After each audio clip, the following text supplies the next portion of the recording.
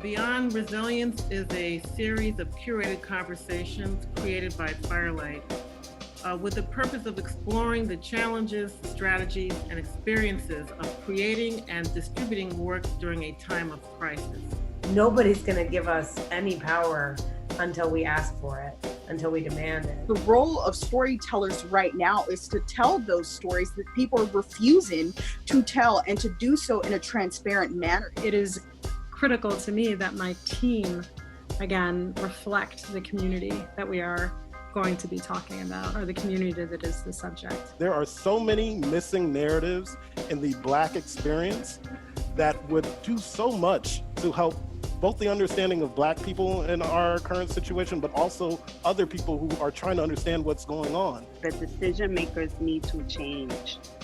It is not okay that this small group of white folks are the ones who determine which stories matter, which filmmakers matter, and decide and set the terms on which these stories are made. That is literally what has gotten us to the place that we are in.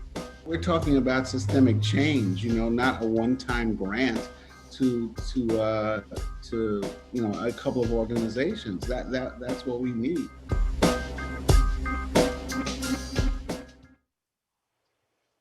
Good afternoon. My name is Marcia Smith.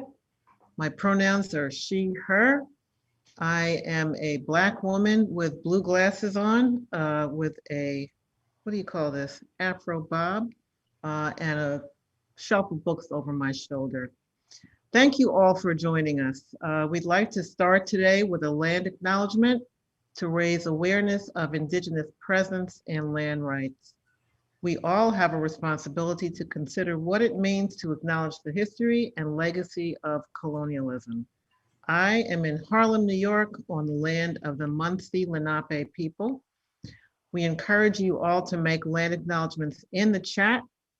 And I really want to thank my amazing team at Sundance, at Firelight, and the amazing team at Sundance for creating this space for the field and for our community in very distressing times. For me, like most of you perhaps, it's strange to be participating in Sundance at this distance. We all miss being on Main Street and feeling the energy of being together in the same space, but we are together in another way. So thank you all for being here. I wanna also welcome Andrea Lust, whom you'll see on the screen. Andrea is our ASL interpreter. Thank you, Andrea, for your continued brilliance. Just before we start, I'd like to say a word about Firelight. Firelight is a premier destination for nonfiction cinema by and about communities of color. We produce documentary films, we support emerging and mid-career filmmakers of color, and we cultivate audiences for their work. Firelight films have garnered multiple Emmys, Peabodys, Sundance Awards. I think the last time Firelight was at Sundance with the festival was 2 years ago with Miles Davis, Birth of the Cool. If you have Netflix, as if maybe you don't have Netflix. If you have Netflix, you can see now our latest film, which is called Crack, Cocaine, Corruption, and Conspiracy, about the crack era and its impact, long-term impact on the Black community.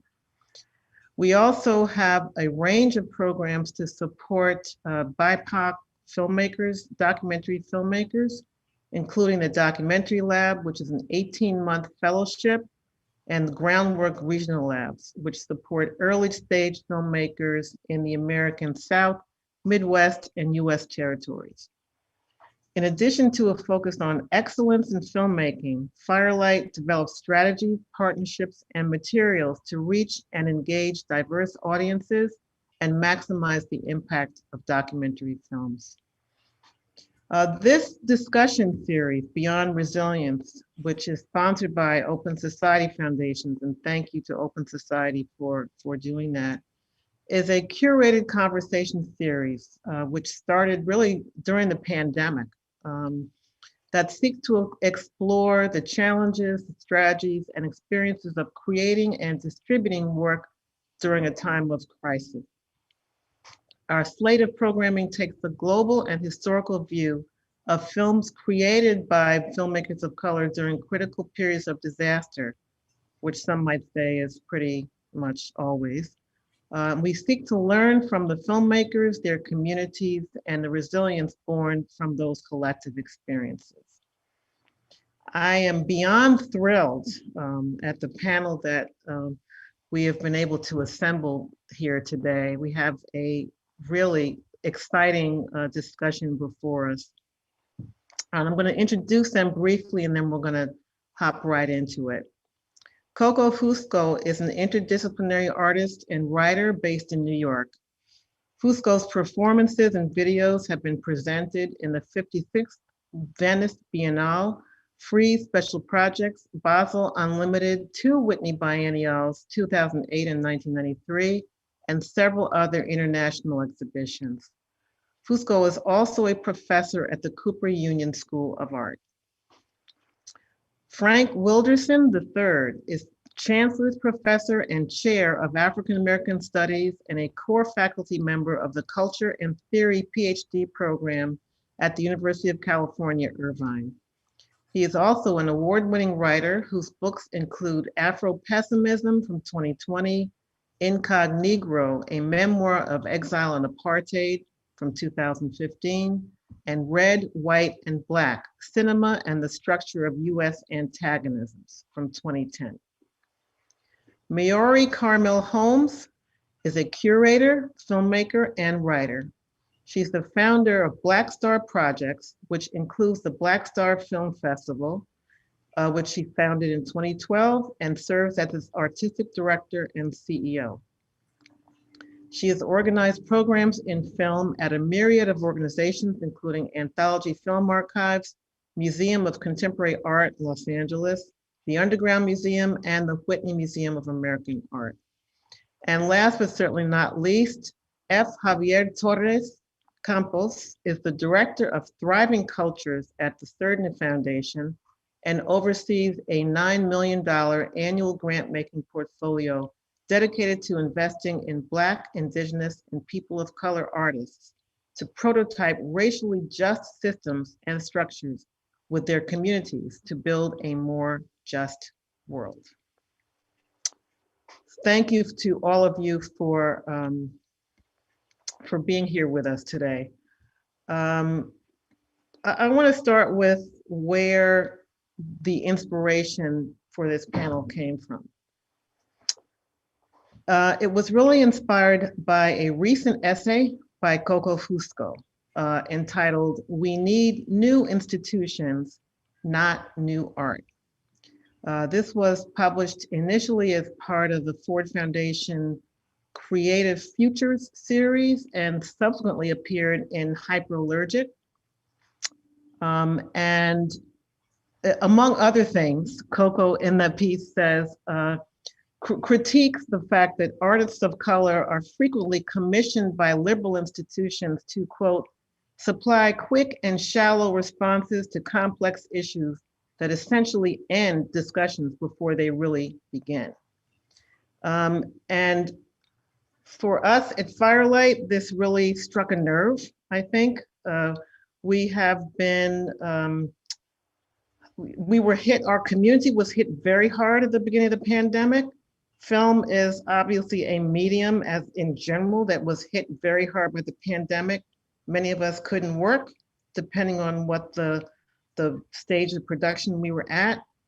And of course, the pandemic reveals all these pre-existing inequities. So, you know, what our community was experiencing was feeling the brunt of the fact that everybody in this field works as a freelancer, but BIPOC people are at the bottom economically. BIPOC communities were hit hard by the virus. So artists who were simultaneously trying to create had to be caretakers, had to sometimes themselves got ill, had economic hardship that was, you know, plainly evident. And so for us, and as well as a lot of folks in our community, one of the discussions throughout this year has been about the challenges of the kind of structures of the field that we operate in, as well as the opportunity to take the crisis and actually try to make some kind of lasting change. So the title of your work, Coco, really hit us very hard. And I just wonder if you could expand for those folks who have not had a chance to read it. And again, I would urge all of you to go seek it out. It's on Hyperallergic. It's also on the Ford Foundation Creative Futures site. It's really a very important piece. So Coco, I wonder if you could talk about why the prompt that you got in writing the piece, why did you take it where you took it? What did that piece mean? Well, first of all, thank you for having me. And I feel like a newbie here because I've never been to Sundance, but I'm going to wing it. You know, I appreciate your bringing up the impact of the pandemic on communities of color. And I think that's really important. However, when I wrote that piece and when the Ford Foundation made this project of creative futures and commissioning us, my understanding was that they were asking us to respond more to Black Lives Matter and the protests through 2020, through the spring and summer of 2020, because it came on the heels, the call to do this came on the heels of Darren Walker making statements about how, you know, the time has come, right, for everybody in America to kind of figure out that this is a racist country and that Black people suffer horrific violence at the hands of police, and we have to do something about it. So it was more that, and then the pandemic that I was responding to. And whereas I understood what Darren Walker was saying, what I was witnessing, and I think what many of us were witnessing last year, was this outpouring of sympathy from mainstream cultural organizations and foundations, you know, about how terrible they felt about this horrible violence against Black people at the hands of police, and how, you know, they're now aware of it and they're going to change, right? And I read this, first of all, I was like, really? It took this long for you to figure this out? Like, where have you been, right? I mean, like, I was a kid and my mother was telling me about Emmett Till. And, you know, I was a little kid during the civil rights movement watching kids get hosed. And you know, I mean, like on and on. I remember the killing of George Jackson, the arrest of Angela Davis. Like, why did you wait till 2021?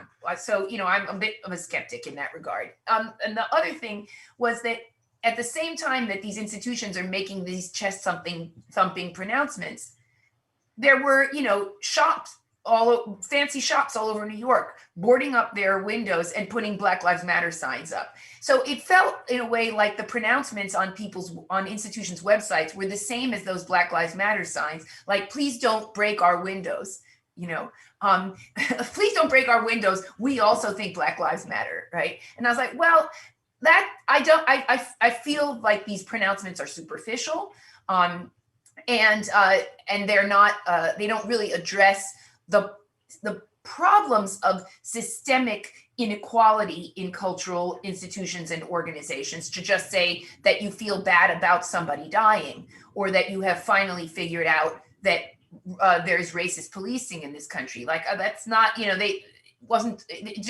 seemed superficial, inappropriate, and more of a revelation of people's ignorance than any kind of intelligent, politically astute means of addressing the problems at hand. And I also seen there's a cycle in the art world. I mean, I'm now 60 years old, so I'm old enough to have lived through a few, where there's some big racial incident, there's a big protest, and then there's a big turnaround from in foundations that say, oh, let's give you some money, right? And then they give minimal amounts of money in relationship to what is spent on a lot of other cultural production. And then it stops, and then it's over. And then if you ask about it, it's like, we did that already. right? And so, I saw this happen in the 80s. I also saw it happen and wrote about it happening in England, in London, with the Brixton riots and the Handsworth riots, and then turning around in London and funding Black film organizations for a little while and then cutting them off. And so, I saw how this happened, how it happened, and then the culture wars come, and then it's over, and then, they move on to the next thing. And so I was like, are we going to go through this again, where everybody turns around, hires a Black curator? That's like the new thing for museums. You hire a Black curator, you do a few Black shows, you buy a few Black artists, but behind closed doors in those board meetings, they're saying horrific things on the boards about Black artists. So, just so to make that clear. And then things go back to, okay, back to normal, right? So, that was what I was trying to address.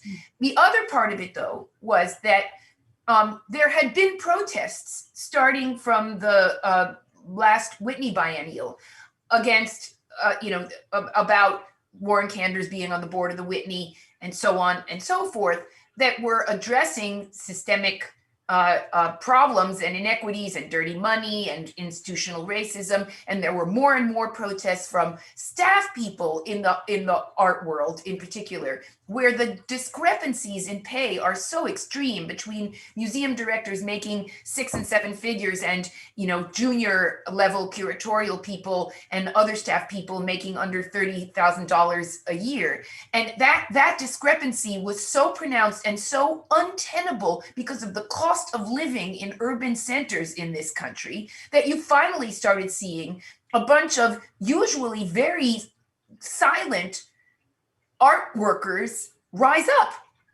right? I mean, for the first time, like systematically, like the Guggenheim staff and the Brooklyn Museum staff and the New Museum staff, and saying not only we don't like dirty money, we also can't live on what you're paying us, and we're not going to shut up about it anymore.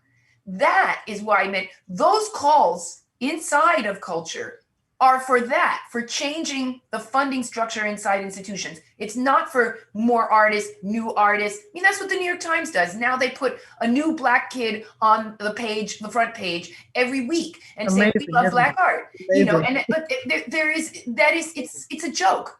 It's window dressing, and it's a joke. And it's just like putting a Black Lives Matter sign on your window.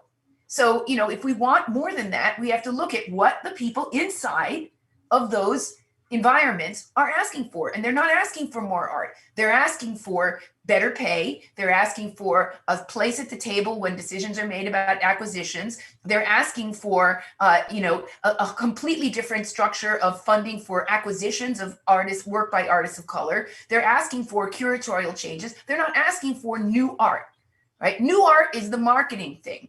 That's like the whole, look, we help you. It's like even Ford, they did like their little feel-good event after Creative Futures that we're all supposed to be so happy for. And I'm like, I'm not happy about that. They weren't even there.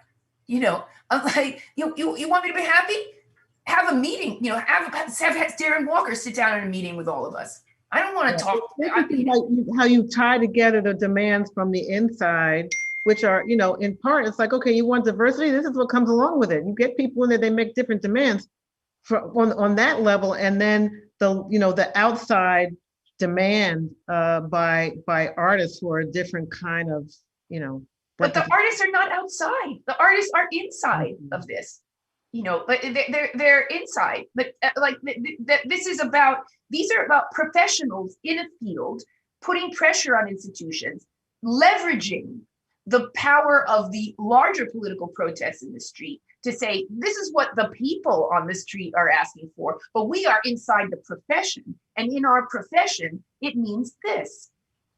Right. It doesn't mean doing a show in which you put lots of work about George Floyd on the wall. It means changing the pay scale. Yeah. It's a new day, isn't it? Well, it's not a new day. It's not a new day at all. It should be, but I hear what you're saying. I want to go to Frank now. And Frank, the work that you've done in the last few years, I guess, on this question of Afro-pessimism. And I'm curious about your thoughts on this discussion, the points that Coco raised and the points in her article about the difference between, I mean, the one way I think of it is, you know, you all notice we didn't frame any of this discussion as one about diversity. We decided a couple of years ago, we're not having those discussions anymore. We're not going to be on the diversity panels anymore. That's not our framework. So I wonder, Frank, as you think about this cultural and political moment, what occurs to you, thinking what you think? Thank you very much. Am I coming across okay? Okay, thanks for having me, and thank you to Firelight Media. I was so just engaged in listening to Coco that I forgot I had to say anything. And so when you called my name, I was like, oh, okay, I'm not a spectator. I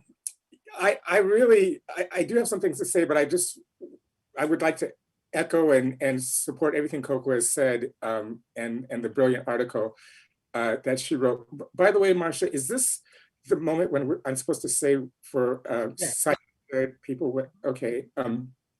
Well, I'm a Black man, dark skin, 2 months away from being 65. I have salt and pepper afro, and because of COVID, I have not been able to dye my mustache and my beard.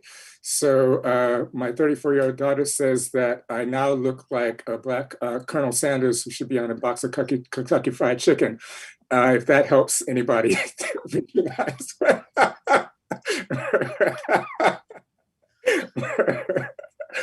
So, yeah, you know, when I think about this issue and the way I approach it as someone who writes poetry, fiction, creative nonfiction, I made a very short critical documentary called Reparations ... Now, which anyone can find on Vimeo. And my second book, as you mentioned, was a book on the criticism of film theory. And so what I'd like to say is that we all know, especially people like Coco and myself who've lived 6 decades or more, that the hydraulics of artistic production flipped in the 1980s, so that what was driving artistic production was the art itself. Before that, especially in the writing world, and then the Reagan era came, and what begins to drive the outcome of artistic production is actually the network of distribution for whatever field you might be in. Booksellers and book buyers in the book world, executive producers in the film world, and that has just had it's like turning the knife that's already between our ribs just one more notch, inward. And I think that what it means for Black artists in particular is a kind of constraints on our capacity for expressing our imagination. I won't go deeper into this, but when I write, I try to acknowledge the what I call the grammar of suffering, and what Afro-pessimism calls the grammar of suffering of Indigenous and non-Black people of color, but to also really make the point that the structure of Black suffering cannot be reconciled with the structure of suffering for other people. And let me give a very short example of what I mean by that. The filmmaker that I love so much and teaches work in graduate and undergraduate courses compassionately and celebrating, also Steve McQueen. The film 12 Years a Slave was, I was ambivalent about aspects of it because having read the book, and this is what I mean about the structure of violence against Black people and how it is allowed or not allowed to manifest itself in art once we get to, say, post-production phase in cinema, once we get to editing phases in writing. There's this demand. Sometimes it's direct from the people in power, and sometimes it's intuitive, and sometimes it's part of our own self-managing of our own artistic production, which is this demand to impose at the end of a work what I call the tyranny of closure. the tyranny of closure, a kind of denouement that suggests that this problem, which actually goes before the Middle Passage, it goes back to the Arabs and the Chinese and the Iranians and the Iraqis and the Moroccan Jews vamping on Africa and producing slaves out of us. We're supposed to somehow produce art that gives people hope that this problem that we have, this wound that we have, which is beyond language. It's not a loss of land, it's not a loss of labor power, it's actually the absence of capacity, a whole, as Fernand would say, a whole cosmology that is stolen from slavery. We're supposed to then manage that in our art so that someone on the other side, the spectator or the reader, can say, ah, here's a way out. When we know damn well in our daily lives that all we do is pass on this kind of context, or rather inhabit this kind of context of anti-Blackness from generation to generation, and that anti-Black violence, police killings, are not coherent. They're practices of ritual, psychic renewal for everyone else. And so what I saw, and I'll just wrap it up here, what I saw, and I don't know if this is consciously on the part of Steve McQueen as the director, I don't think so, because when he got more power, I saw the Small Axe series, which I think do something a little bit different. But what I saw in this film was that in the book, written in 1853, we have Solomon Northup, who becomes Platt as a slave, talking about a kind of daily and nightly violence that does not actually calibrate with the coherent need to produce more crops. In other words, he's saying that every once in a while, Mistress Epps and Master Epps and their children come to the slave quarters and grab one of us, bring us to their picnic area, and kind of whip us as part of the communal bacchanal of family building. Okay. Now, what he's trying to say is that throughout the night, I hear the screams of people being whipped continuously. And if you whip someone like that, open their back at night continuously, they're not going to be more productive in the day. So what I'm talking about is there's an illogical kind of violence that Black people are imposed upon from generation to generation. And we finally get to the film. What the film does is it manages that violence to show it to be not a form of building white families' psychic life, not a form of building white community, but a kind of jealousy or love triangle between Patsy, Mistress X, and the master. Because I think that somewhere consciously or unconsciously, someone, an executive producer, a distributor said, we cannot have a movie that says anti-Black violence is a form of pleasurable psychic renewal for nuclear families and for society at large. There has to be some reason, otherwise non-Black spectators will not have relief. And so what I think, to wrap up, and what I love about Coco's article is attacking it at the institutional level. Institutions have to say, just like a friend of mine, Jones Cullinan, who made a movie with her husband called The Murder of Fred Hampton. She said, we want to make a movie, an ethnographic movie about the Panthers. And Fred Hampton said, no, we want you to give us all of your cinematic resources and all of your time so that we can make a recruitment film to help recruit gang members into the Panthers. And we'll decide what your resources do for us. And she said, solid, cool, because that was 1969 and white people were saying that in those days, you know? And she was so lucky in quotes, because they called her several minutes after he was shot. And she appeared on the scene, and now we have that footage. But this is the kind of, the institutions have to surrender their agency to the Black imagination, not figure out how the Black imagination can fit into what they're trying to do for their spectators and their members.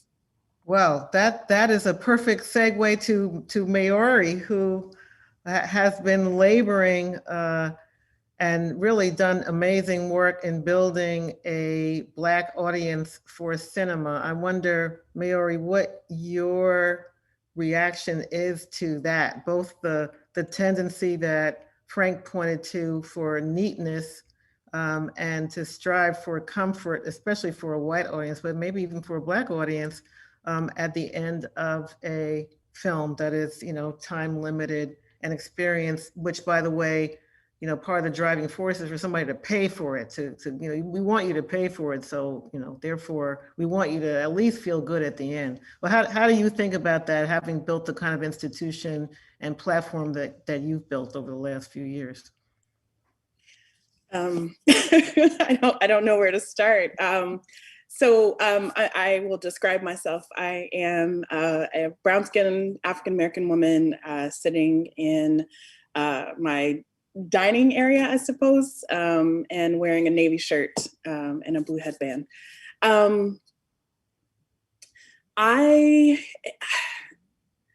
The first thing that comes to mind when you ask about audiences is that I think one of the things that has made BlackStar, which is the festival that I run, such a place of refuge for so many artists, is that the audience is giving them, I think, sort of like I want to think about the right word, but the response to the work is genuine, and it is in some ways like coming from a liberated space, I guess, or at least attempting to, right? Like, I don't think that there are people in the audience who are giving sort of like a pat response or one, there's something that Frank just said that I wish I had written down, but about, I'm not going to remember it at all. I did not hold on to it, but there was something you just said around like packaging the Black experience for white audiences somewhere in there. And so I think sometimes what happens at festival screenings is that gets removed. And so filmmakers often say, like, people laugh in the right places, that they are crying in the right places, that they are, talking to the screen in like this very engaging, it's not rude, like it's very much like an interactive experience. And so I think part of what we've been trying to do is just make that space available, because what happens so often with folks who are making non-commercial work, if it's independent documentary or experimental film or, many, many things that Black and brown folks are making, they end up in front of white audiences and not back in front of their intended communities or communities of origin. And so we've been trying to, I think, like connect the dots through the festival and other exhibition programs. And I think we're all learning a ton around, I think how wide people's palettes actually are, because the industry will tell you that they're quite narrow. And so learning that they are actually not, and that there are people who want to see, whatever, somebody's take on, a horror film or someone's take on mumblecore, we could sort of keep going through all the genres, that there are folks to kind of witness whatever that is. So yeah, I mean, I think someone asked me the other day about whether, like, what the Black gaze would look like if we weren't thinking about a white gaze. And my reaction to that was that the point is not to create a Black gaze. Like that is actually not a goal. The white gaze is a power dynamic. And I would not be interested in replicating that dynamic, right? Like, we would want people to feel like they could make work from a liberated space and actually not be in reaction to anyone's sort of lens on them. Right.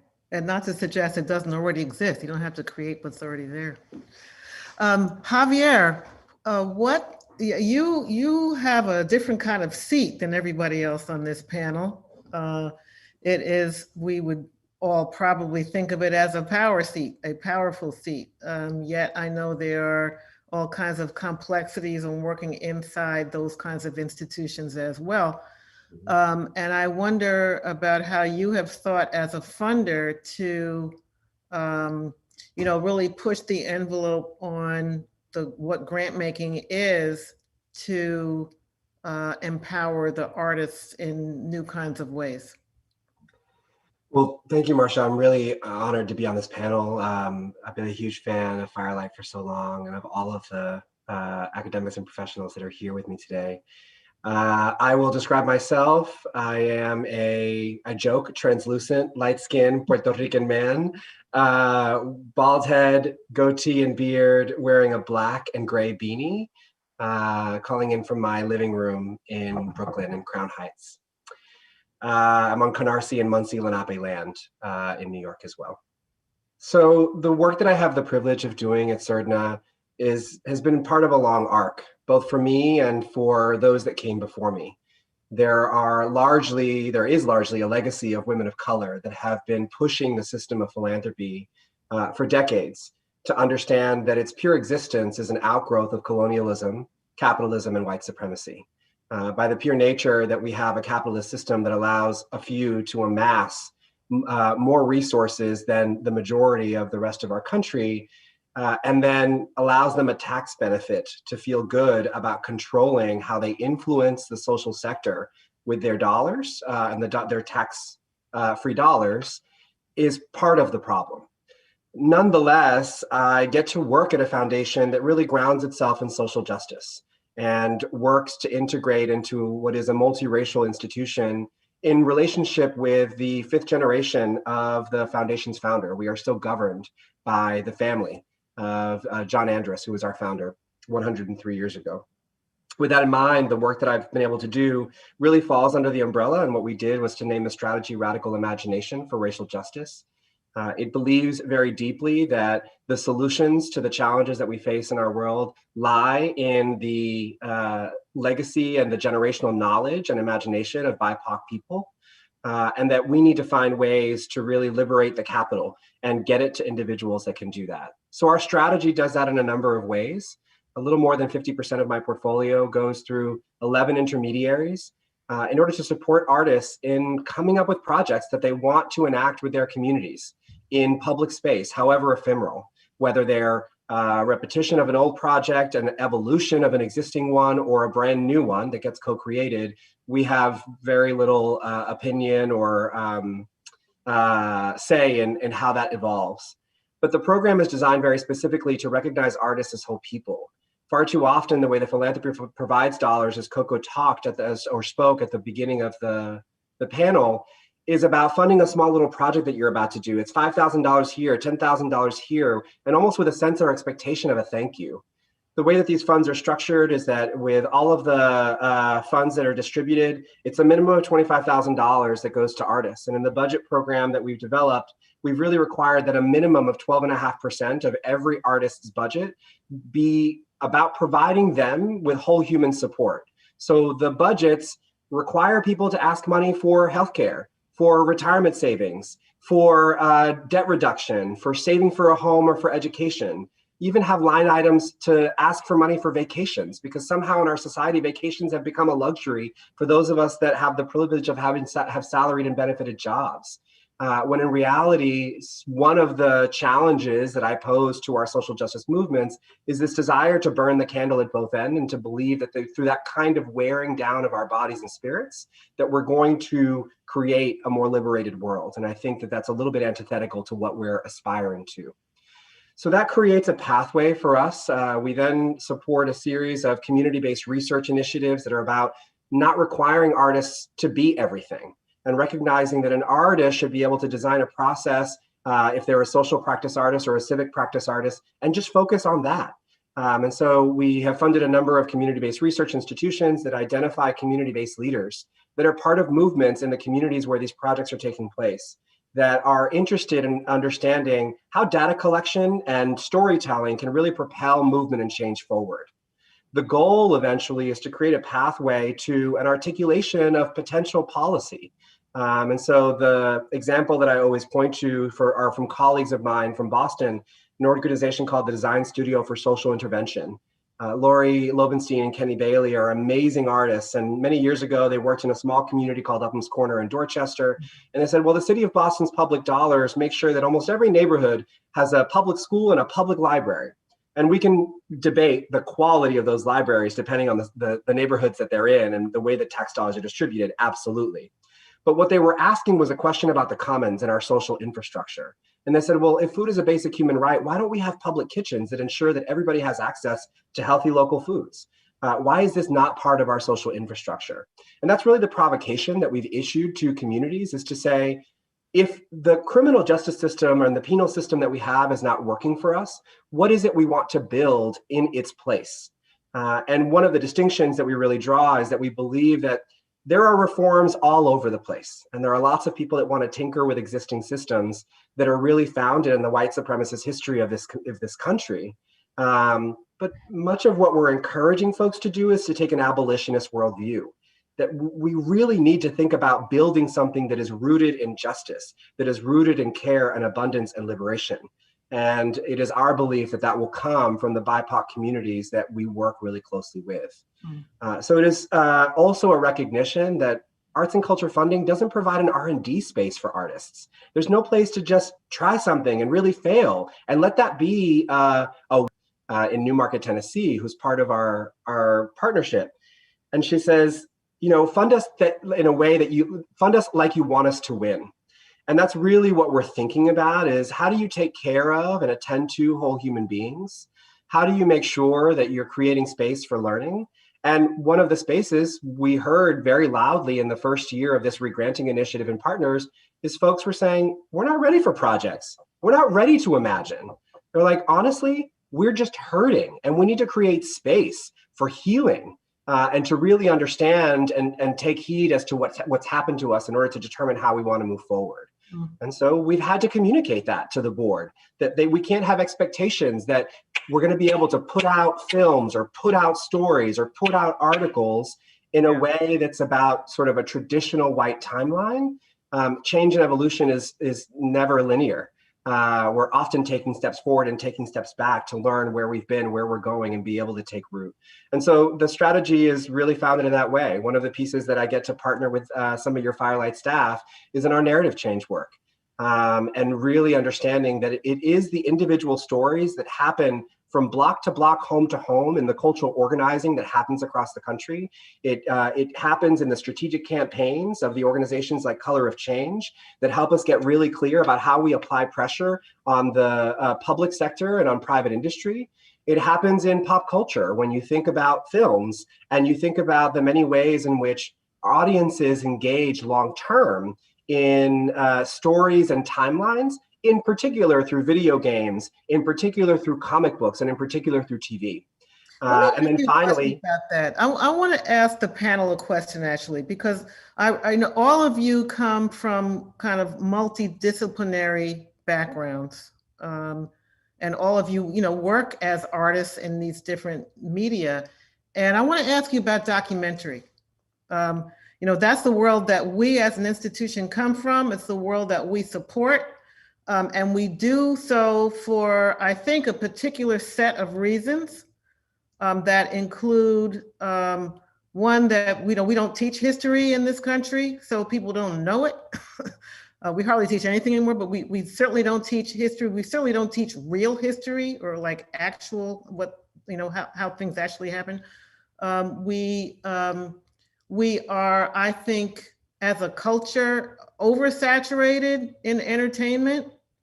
And although, of course, the kind of range and scope of the content that we have access to is much broader and much better, that documentary has a particular role to play, that documentary is not, obviously, no one would say this anymore, but documentary is not like it was 50 years ago, where you're, thought to be taking your medicine.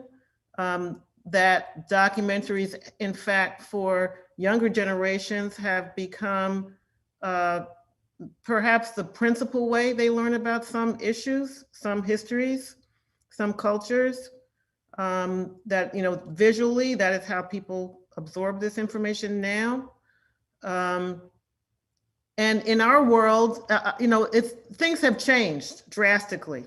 One of the most significant ways in which they've changed, you can see in the Sundance Film Festival, and that is these giant commercial players are now in the doc space. They're in it. This is a field in which you know, it was 50 years ago when organizations like Scribe Video Center in Philadelphia, or Third World Newsreel in New York, or Visual Communications in California were formed. This was a field in which people largely came into it from being activists.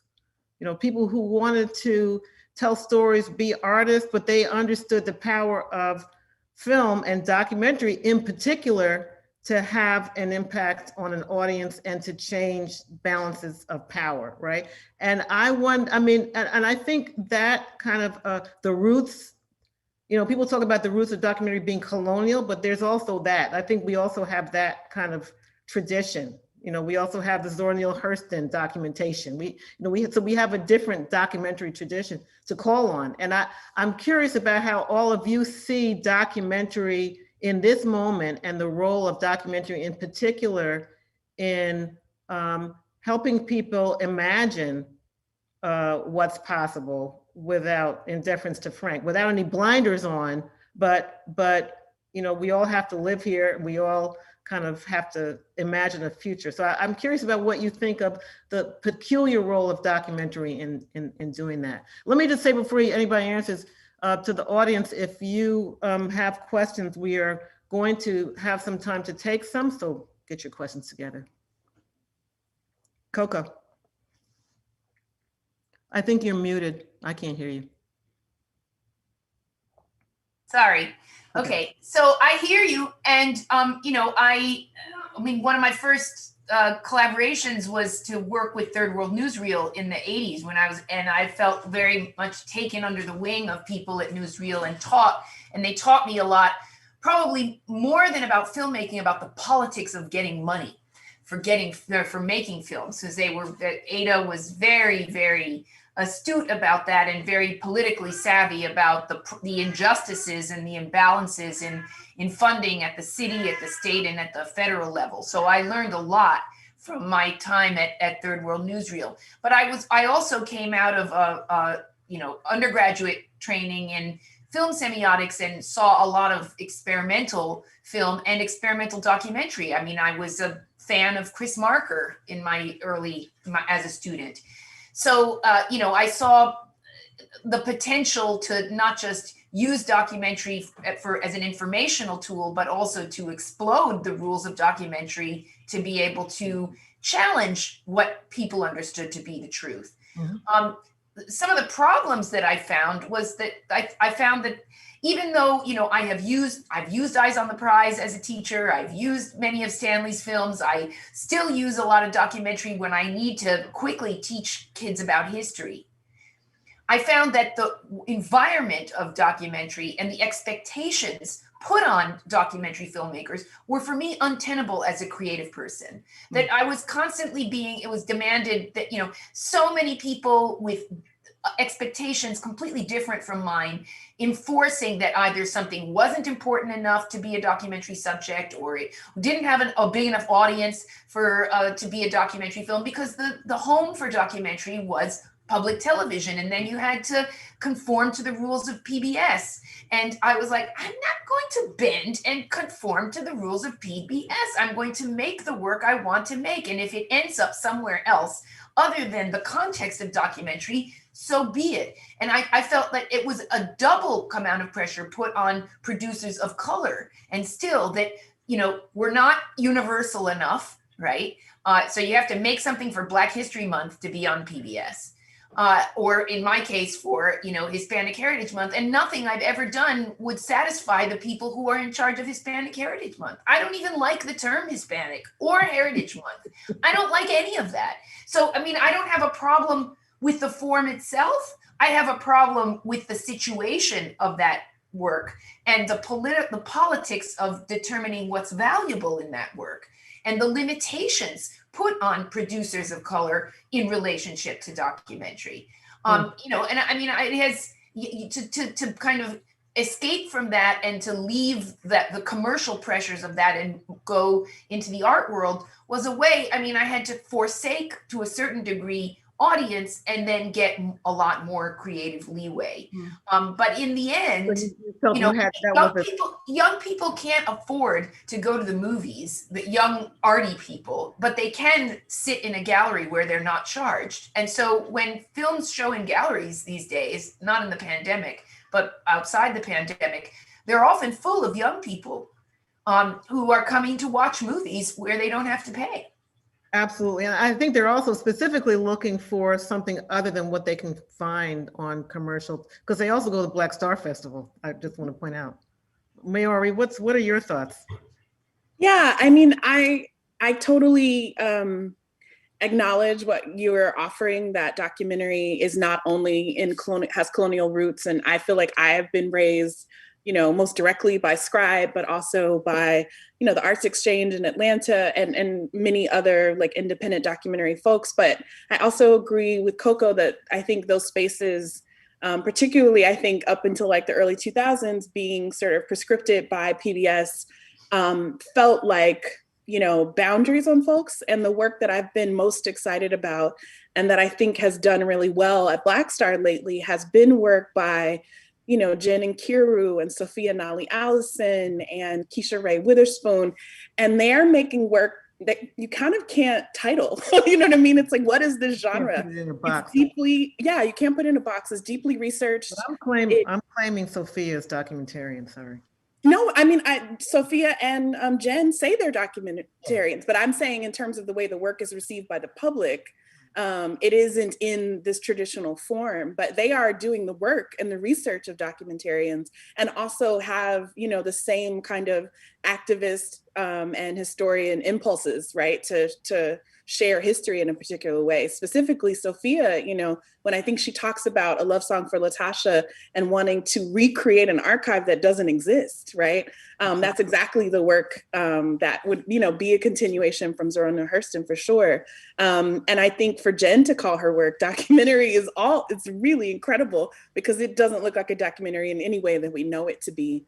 And I bring up Keisha because her film Tea, which, has been so incredible in the last year and a half, is a fiction film, but it is very much grounded in documentary practice and structure. And also is, I think about Toni Morrison saying so long ago that you often get to the truth in fiction, right? Mm-hmm. And so there's a way in which you use the experimental or narrative form to tell accurate histories. The other thing that I just want to be careful about too is that documentaries are also being used by, I don't want to say the right, because that always bothers me in this sort of binary, but if we would, Steve Bannon is a documentary filmmaker, right? Like that is how he has spread his campaign. So I think we always have to be careful around people relying too much on media to sort of like then shape their opinion, even though exactly it's what happens, right? So those are just the things that I was thinking about. But I'm very much excited about the way the forms are changing and merging, and that's the kinds of things that we're trying to really encourage, at least from a BlackStar perspective. Right, you really are. Frank, Javier, what are your thoughts? Frank, by the way, if you hadn't heard, there is a film directed by Ryan Coogler that will be premiering at Sundance, I believe. Somebody tell me the title of it, but it's about Fred Hampton. Judas and the Black Messiah. Judas and the Black Messiah, yeah. Thank you for reminding me, yeah. I just very briefly, I like what Maori and Javier said a while ago in that, did I pronounce it right, Maori? Am I pronouncing it correctly? It's Maori, but that's fine. Maori and Javier. When Maori talked about the Black imagination being multiple and being able to go in so many different directions, and I found the bridge between what Javier was saying with respect to just building or financing places where this could happen. And I think that so oftentimes, Black artists, documentary makers, and other people are constrained by a notion of what we want to do, juxtaposed with what is seen to be successful. And so I would just echo that, supporting those two ideas and initiatives, because I think that I do agree that documentary does structurally differ in ways from fiction, but at the same time, I think that the institutional dynamics that Coco brought out in her article and in her opening remarks are still very much there, in which the selection of topics, the distribution of concerns, the weighting of evidence, and the bounding of debate within acceptable limits are still very much the constraints under which a documentary filmmaker is having to either address, work under, or reject. And I think that what that does indirectly and sometimes directly is limits or puts constraints on the capacity, especially for the Black imagination. As you know, I was on National Public Radio, and I was happy the white woman who was interviewing me was, engaged in the book. But like so many people who read my work, find it to be just a downer, as I've been told very directly. And she says to me towards the end of the interview, "Well, is there any room for joy in your oeuvre and in Afro-pessimism?" And I said, well, yeah, but you got to understand that the things that make me happy just might terrify you. And so this, I doubt very seriously that both of us would have a dance party for a police station burning down. I know I would, but I don't know if you would come to it. So we really have to allow for the structural antagonism of Black existence to flower inside of Black art in any way Black people want to do it. Can we write that down, please? Let's write that down. Javier, what are your thoughts? Yeah, I think a lot about the systems, Marcia. I think about, as Frank, I think, has been really talking about from the beginning, about the restrictions that are imposed by executive producers and by those folks that have control over distribution, which is why organizations like Firelight are so important. I think of a counterpart of OTV and Open Television based in Chicago, that it's about really allowing an artist to develop their own lens, develop their own permutation of a story that doesn't have to be confined by somebody else's worldview. And there aren't a lot of spaces that I really think that exists, which is what makes great documentary really necessary. And finding ways to almost liberate an artist, as Coco has been talking about from the beginning as well, of this is not about selling something. You're not going to commodify my story, but those are the only systems that we understand. And so I'm not sure that I have any answers, but I think critically about how we interrupt those systems and how we invest really seriously in building new ones that are about liberating artists to have control of their own narrative. Coco, you look like you're...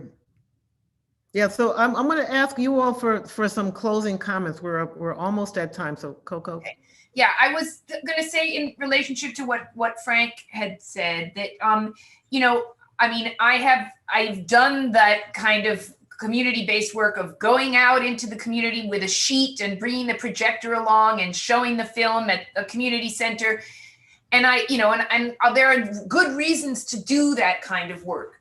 But at the same time, I started to feel, both as an artist and a curator, like there was some very screwed up demands being put on me as a person of color, that I was only supposed to make work for a very limited notion of who the community is, and that I had to solve in a social work way the problem of culture in this country, of basically very poor people on the fringe not having a lot of access, and that I as an individual was supposed to solve that. And every time I've gone to do a residency in a museum, there's always that expectation. And a lot of times with programming and public television, there's also that expectation that you have to address this audience that they feel they can't address, and you have to do it. And it's not that I don't want to do it, it's that I don't like that restriction, and I find it frankly very racist. And so and also I find that, I will make very esoteric projects sometimes, and I'll go out there and my audience will be 50% young people of color with all kinds of metal all over their faces and 5 colors hair, and they want to have a space for themselves too. And they don't have trust funds, but they're not the idea of this poor, marginalized rural person who's never seen a movie that a lot of basically liberals of all stripes, of all colors, impose on us as we have to be the solution. So, I mean, this is I think I'm not trying to diss people who make that their mandate, but to demand that of all artists is to basically paralyze us and to constrict us and to make us into social workers in a way that even I, who am very involved with political issues, refuse to do. Well, I want to give everybody, thank you for that. I want to give everybody a chance to, if you want to make some closing comments before we send off. I would just like to echo something that Coco said at the beginning, since she and I have lived through 60 plus decades.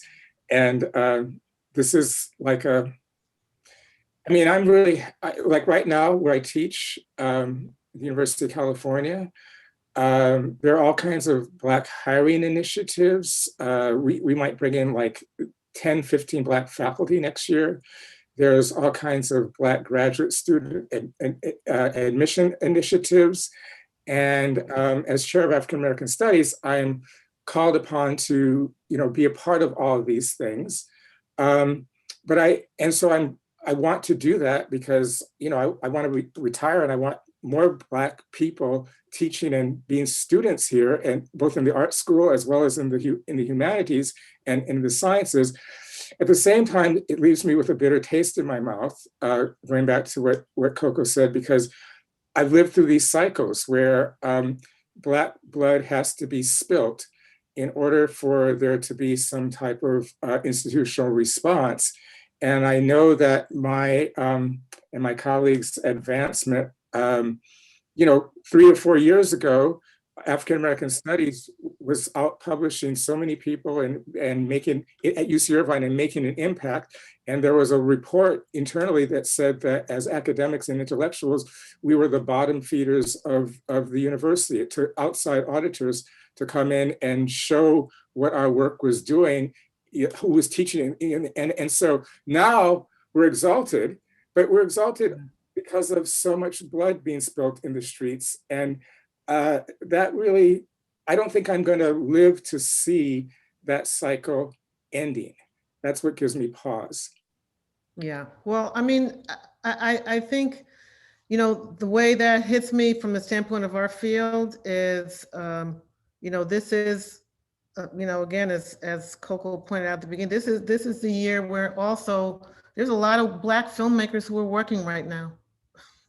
A lot of Black documentary makers are getting calls from commissioning editors to say, either you want to make a film about this, or, what are you doing right now? And, for us, the question is, how do you make that more, and, more, everybody wants to work, everybody needs to eat, right? So, but I think the onus is on us to say that's not enough, that what the moment really calls for is institutional change, and that we can't be satisfied with that in fact, now when you look at documentary, you're not talking about scarcity. That's not really the issue, even though they will make us think it's a resource scarcity. That's really not the issue. It's a distribution issue. So I know, as we look at how 2021 is going to play out, I'm